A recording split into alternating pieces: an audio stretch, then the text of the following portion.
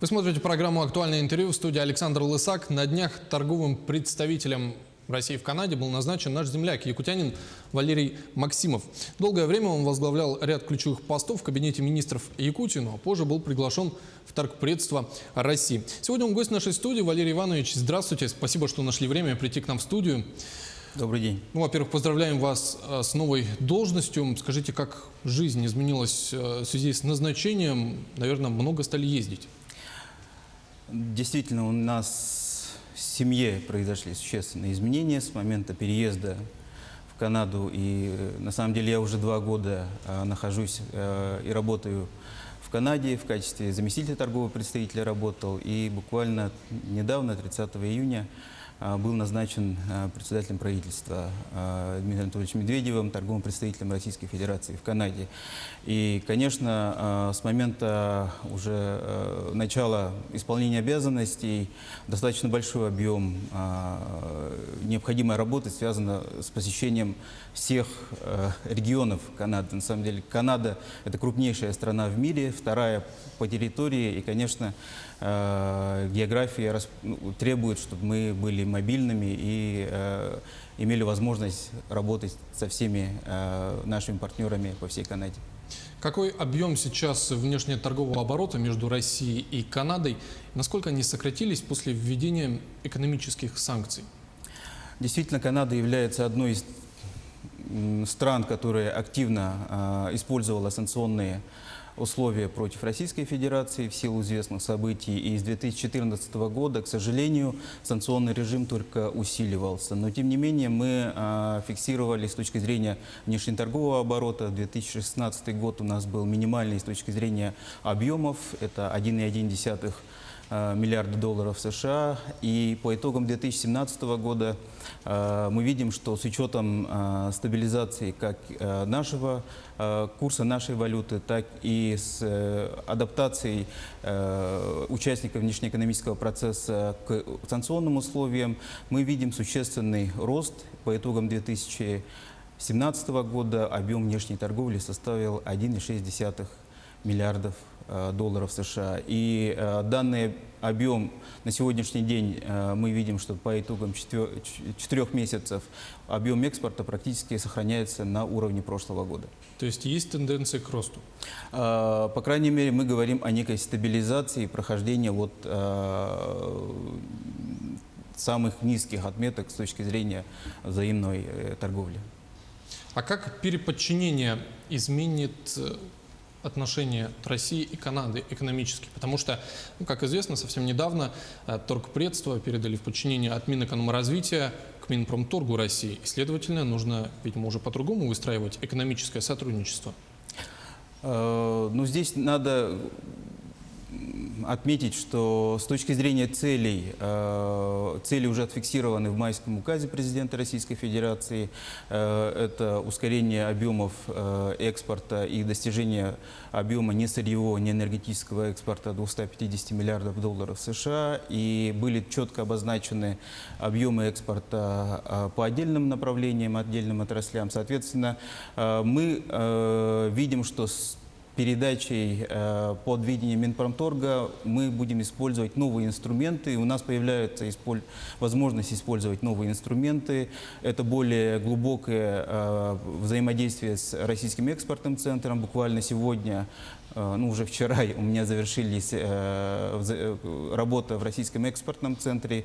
И со следующей недели мы начинаем работу в Министерстве промышленности и торговли уже непосредственно с департаментами. Соответственно, по результатам этой работы мы должны выработать совместные предложения по адаптации торгпредств, реформированию торгпредств, правильно, наверное, сказать, и, соответственно, изменению формата работы. И, безусловно, торгпредства должны стать более клиентоориентированными. По каким направлениям развивается сотрудничество между Россией и Канадой?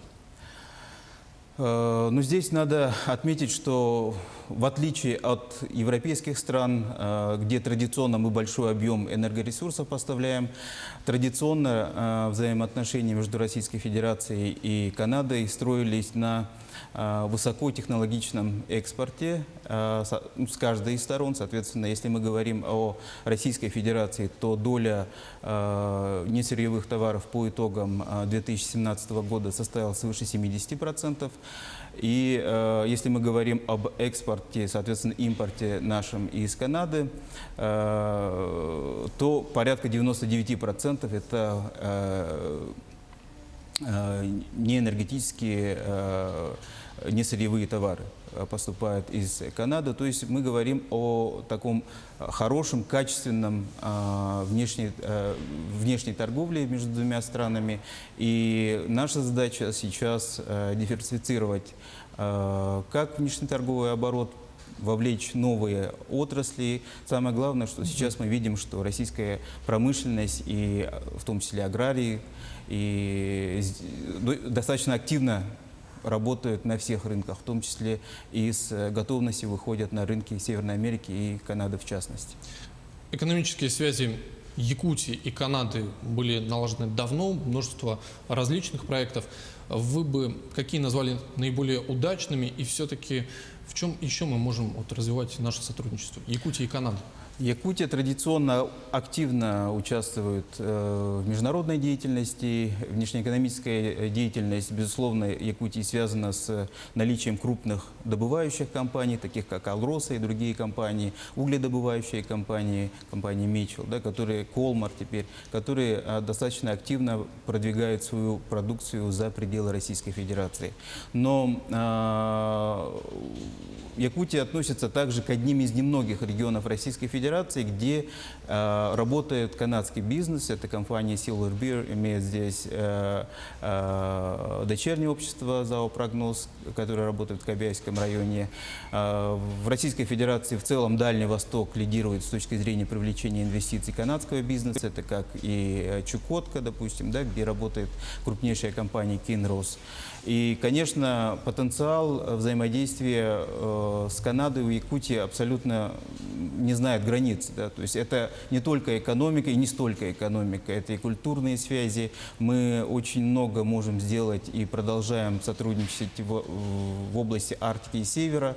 Я думаю, что это из всех направлений двустороннего сотрудничества, которое на сегодняшний день имеет наименьший объем препятствий с точки зрения отношения к этому сектору со стороны государства.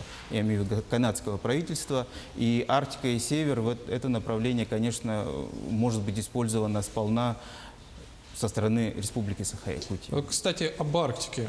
К освоению этой территории приковано внимание множество стран, и Россия, и Канада – это те страны, все-таки от позиций которых зависит вектор влияния дальнейшего. И как, на ваш взгляд, должно развиваться международное сотрудничество в этой сфере?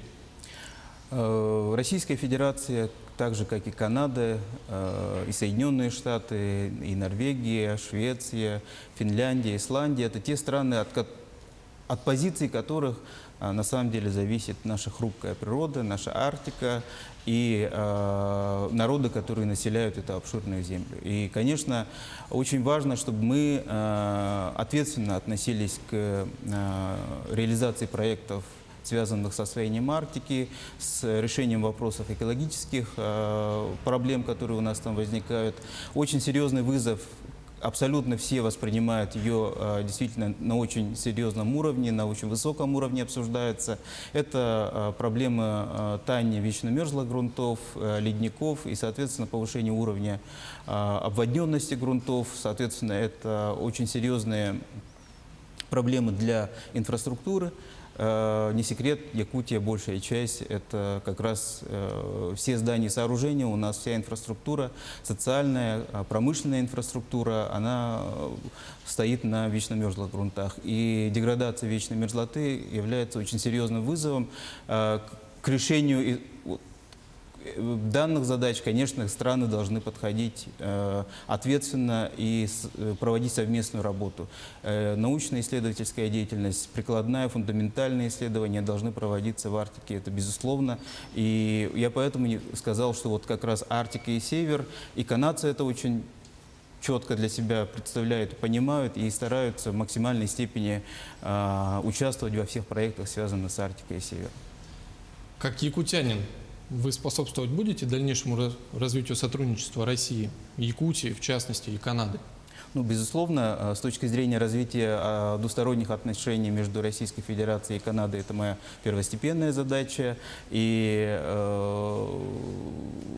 формат и инструменты мягкой силы никто не отменял. Да. Мы знаем, как Якутия и как якутский народ, и народы, которые наши населяют здесь, через свою культуру, самобытность, очень хорошо устанавливает связи со всем миром. Да. То есть, и в этом смысле через культуру мы можем донести особенности развития нашего региона, я имею в виду Республики Саха-Якутия. И, конечно, в этом смысле моя возможность оказать содействие, я, конечно, ее буду использовать и использую в максимальной степени.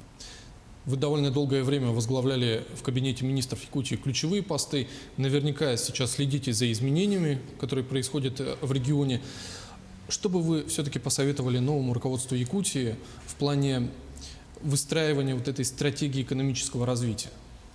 Наверное, в рамках короткого ответа, такого развернуто, я не смогу вам ответить, но самое важное, что сейчас Арсений Сергеевич проводит очень серьезную работу по консолидации и политических сил, и общественных сил, которые есть на территории Республики Саха-Якутия. Все понимают те проблемы, которые стоят перед нашей республикой. И очень важно, чтобы все решения относительно дальнейшей стратегии развития принимались с максимальным учетом всех сторон. И, конечно, я очень надеюсь, что в рамках формирования перспектив и стратегии будущего республики будет учитываться и международный опыт, поскольку страны по многим направлениям экономики, даже общественных отношений имеют существенный опыт, который накоплен на протяжении многих лет. И, конечно, очень важно, чтобы международный аспект всегда был одним из ключевых элементов с точки зрения анализа и возможности их применения в рамках формирования стратегии и внутриполитической повестки в Республике Саха-Якутия. Я считаю, что это вот ключевой фактор для того, чтобы сформировать успешную повестку на ближайшие 10, 20, может быть, даже и 50 лет. Валерий Иванович, спасибо, что пришли к нам в студию, ответили на наши вопросы. Я напомню, что гостем программы был торговый представитель России в Канаде Валерий Максимов.